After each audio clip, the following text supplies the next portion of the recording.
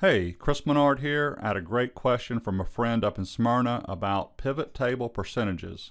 So let's go take a look at his question. He wants to filter a pivot table but show the percentages as an unfiltered amount.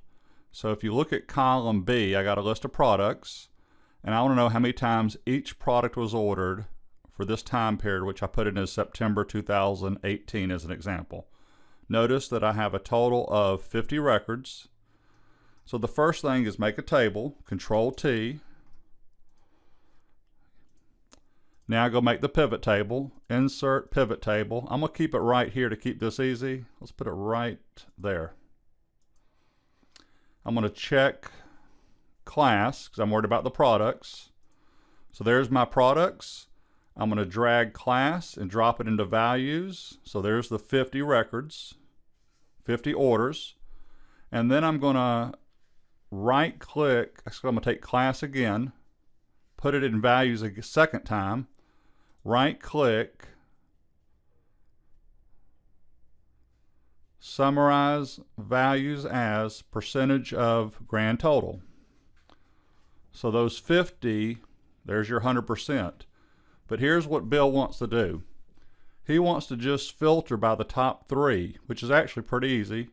In fact, I can just leave this here. I'm going to go and sort this by percentage. You don't actually technically have to do it. I'm going to copy and I'm going to paste the values so I can keep up with this. So there are the percentages that Bill wants to see: 28, 22, and 14. The issue is when he goes to value filters, top 10, changes that to 3 and hits OK, 32 to 50, 100%. This is actually correct, but Bill wants to see 28, 22, and 14. He knows it's not going to total 100%. He's okay with that. So that is his dilemma. I was hoping somewhere in here that Pivot Table Tools Analyze would give me an option to keep these percentages based on the unfiltered data, but I couldn't find it, so here's my workaround. I'm going to come over here, name it percentage 1, and my formula is count A. Count A will count text, count A will count numbers.